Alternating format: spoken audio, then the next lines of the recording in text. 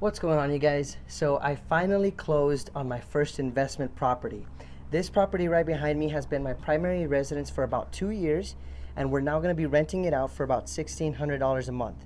Our investment property is actually just 4 doors down from this one. It's kind of funny to think about, but it's super exciting. Finally closed on it yesterday, and we're gonna start doing all the work that needs to be done on that home. So in this video, I wanna do a walkthrough of what that house looks like, what I plan on doing to the property, and then what value we hope to give it by the end of it. And then today we also have Livy joining us in the video. Livy, how you doing? Are you chilling? Yeah? As you guys can see here, the grass is getting greener. I have been watering it, told you guys. So not getting too bad. All we're gonna do is just take a little stroll down the sidewalk and make it to the next property. It's that simple, guys. All right, so something I do want to say is that last video I left off with you guys on getting an inspection done for the property, and now I've obviously closed on it. So there have been a couple of things that have happened, such as the appraisal.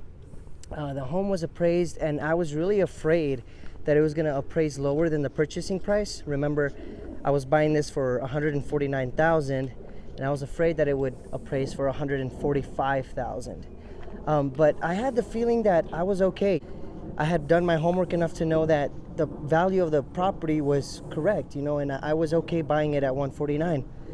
Well, lo and behold, appraiser comes through and appraises it at $151,000, guys. So I mean, I don't know if I got lucky there. I'm just really happy.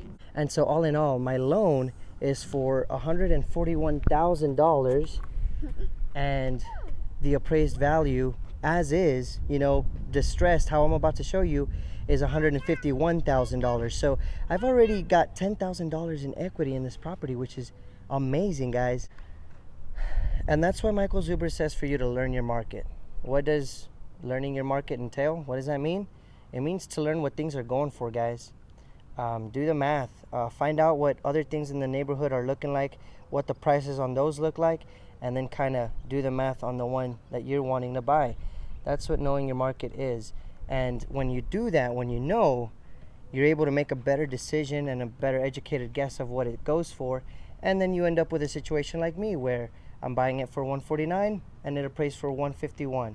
Right here, you do see this termite damage, right? This is something that scared off a lot of buyers, I'm pretty sure. Just because look at this. I mean, it looks scary. And then you say termites, and then you just run away. But something that I found out was that this home got treated for termites, and that it only got from the bottom there to like the top right there. So not a big problem right there. It's been treated, so all I got to do is repair that siding right there and then paint it, and it'll be done. Something that you notice too is that the windows are looking pretty old. The shrubbery is outgrown. I'm going to pull that out, probably just put rocks around the house right there. And then the garage door looks a little dented, but we'll probably just leave it like that. All right, and then as we move over, you're going to see that these two posts, they're like, they're not sitting right, man. They're a little crooked. So we might have to straighten those out. At least slap some paint on these posts, if not completely replace them. But I think for now what I'm just wanting to do is get them painted. And then obviously you have older windows right here, and then you got your front door, which is very old looking, made out of wood, and I'll show you that it's actually broken. Okay, come on Livy, come inside. All right, look at this door, completely broken. It seems like the previous tenants, because there were tenants that were living in here, busted the door, man. They probably kicked it open or something. And then you see a hole on this door because of the lock. All right, so starting with the ceiling here, you've got the popcorn ceiling, which we're actually gonna leave as is, just because, again, it's renting for $1,600, not super high end, it's not necessary. And then the vents look completely disgusting because the previous tenants did not switch those filters as often as they should. So we'll definitely be cleaning that up. We're also gonna be replacing the whole carpet here. Looks very old. We'll be painting this wall. We'll be painting it gray. I think that's gonna be the overall theme of the house, just so we can keep it as a standard for all of our rental properties. So gray paint. We're gonna be taking off the carpet. From the very entrance of the house, we're gonna do luxury vinyl plank all the way down. into the dining room here, this looks like it's tile, but it's actually like linoleum or something. Like you can just peel this off. So as you move this way, you're gonna have your kitchen, which looks completely old and a little dark, but the cabinets are actually in really good shape. So there's no need to gut this out and tear them down. You know, all we have to do is make them look nice, which we could probably do by sanding and painting them. And then that'll bring like new life to this kitchen. These countertops look just fine, especially for a rental. No need to like upgrade just yet.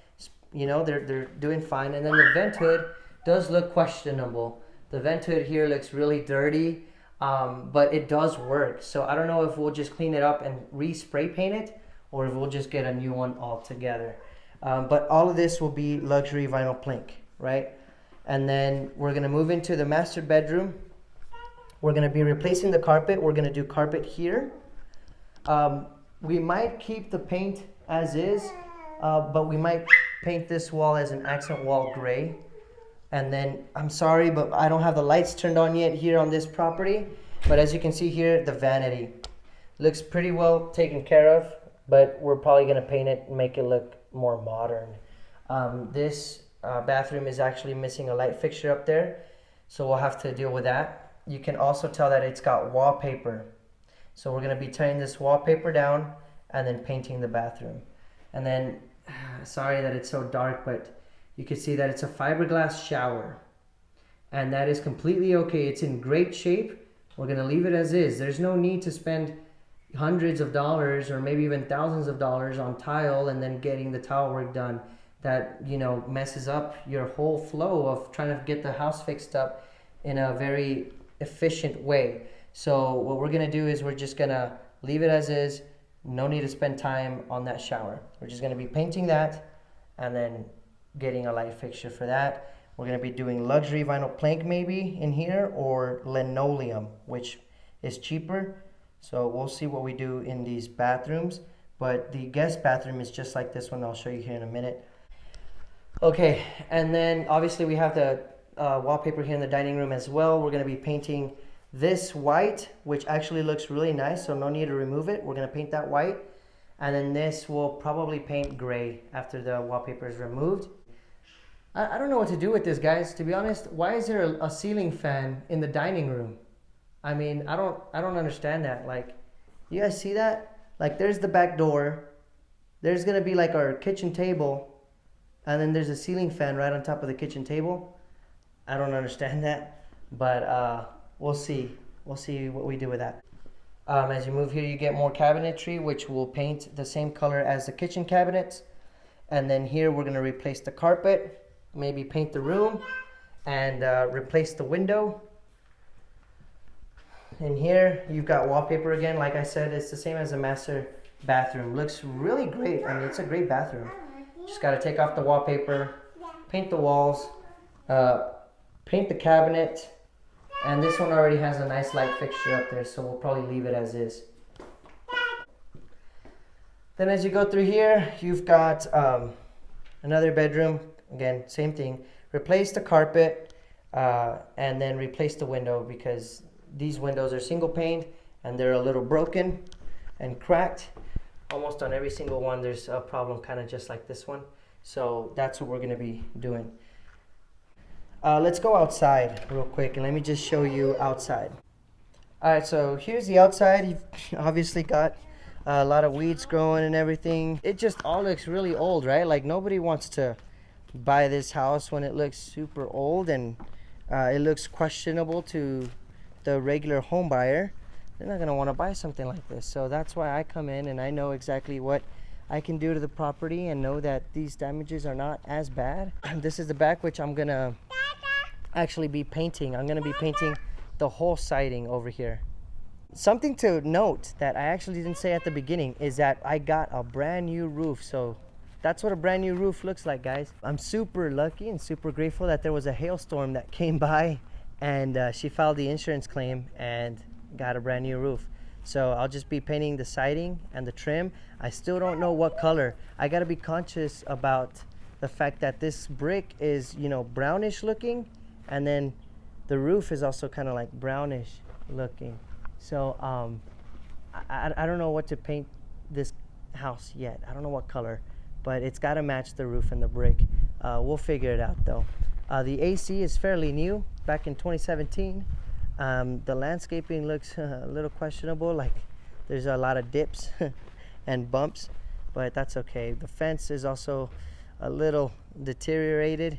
As far as the fence goes, I might just replace some of those pickets and call it a day. There's no need to be replacing a whole fence when most of it is still standing, so you just get a couple of pickets that are like, what, I don't know, a few cents on the dollar or just a couple dollars, and then just nail them back, and there you have it. All right, you guys, so that's basically a walkthrough of the property. You know, it's only 1,100 square feet. It's a very small house. At least that's what I consider to be pretty small as a 3-bedroom, 2-bath. But I'm very excited to have been able to close on my first investment property. It feels so awesome. I just used to think, you know, when I was younger, that to be an investor into real estate especially, you needed to have thousands of dollars, hundreds of thousands of dollars. You needed to be a baller if you wanted to invest in real estate. And for me to be able to do this as a Mexican American W-2 employee, average Joe with no college degree and with $11,000 to get into this property, yeah, it's just pretty cool, man. It's awesome. I'm excited. I say that I got into this property with $11,000 just because I paid $7,000 as a down payment, which was 5% of the purchase price, and then $4,000 in closing costs. So in total, about $11,000. But if we go back to what I said at the beginning, right? My loan is for $141,000. The value of this property from the appraisal is at $151,000. So I have $10,000 of equity in here. And so really those $11,000 that I paid are just pretty much tied into the property. And really and truly, I only paid $1,000 to get in here. I don't know if I can think about it like that, but I do think about it like that. It's pretty crazy, dude. Like, it's crazy. Just the way you can do math in different ways. And I mean, I don't know if it's right, but to think that I got into this $150,000 property with only $1,000, it's kind of crazy. Now, the things that I'm going to be doing to the property, I've already mentioned. I don't want to be repetitive, but I do just want to make sure you guys know and make sure that I know that I have this list. I have it written down on my phone. I can't access it right now, but it's going to be the floors.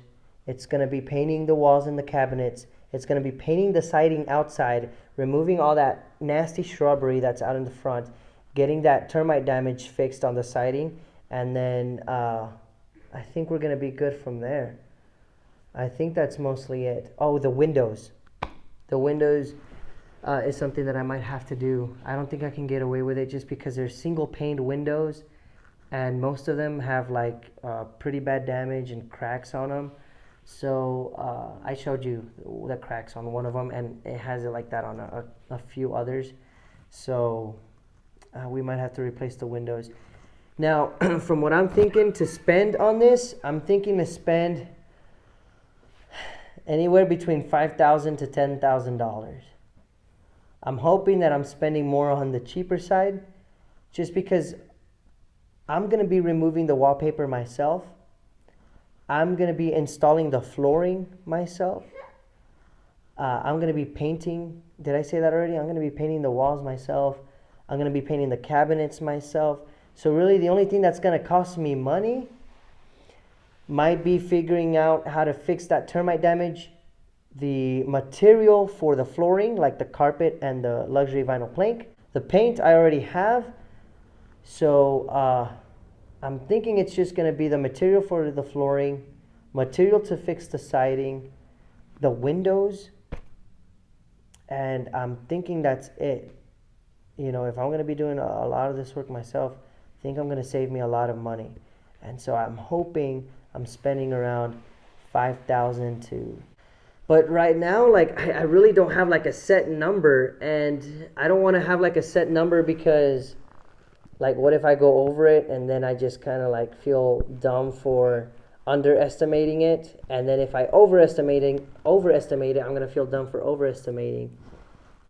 I don't know. Like my problem with numbers is just that, like, you can walk through and do a professional walkthrough and do a nice estimate or bid on everything, and then you can still fall short, or you could have way overestimated. It's like, then what was it really for? What was the bid for? I don't know. I'm gonna be doing this myself, right? If I was to hire someone out, I would really want like a bid, and a bid that's really conservative. And I know people can do that, but if it's just me fixing up the house, I kind of just have a rough number in my head, anywhere between 5 to 10,000. I really don't want to go over 10, and I'm thinking a happy medium would be 7. So I think just anywhere around there would be okay. Actually, something I forgot to mention is that this house does not have doors, and then the front door is broken, so I'm gonna have to be replacing that as well. I have a list, but right now, just kind of off the top of my head, it's kind of hard to list everything, so I apologize for that, guys. But flooring, paint, the termite damage, doors, the windows, all of that needs to get fixed, and I think it's gonna be around there. Anyway, I'm gonna be documenting everything. All right, I'll tell you how much everything is costing as I go along. We're not gonna be moving into this property until like another 2 weeks, so I have from here till 2 weeks to start ripping out this flooring, start getting everything ready, paint the walls, remove the wallpaper, at least do some of the bigger stuff right now, before we move everything in, and then it gets hard to do the flooring and the painting. So just look out for those videos, guys. It's going to be amazing. It's going to be super awesome. I hope that you guys are getting value out of this. That's the main reason I'm doing this, is for you guys, because I remember when I started watching YouTube and people would tell me to invest in real estate, it was hard to know exactly how to get started and what you had to go through in order to do that. So just watch out for those videos. Let's see who's coming in here with us. Hey. Hi. How are you guys doing? Good. Good morning. Good morning. Guys, thank you again so much for watching, and we'll see you guys in the next one.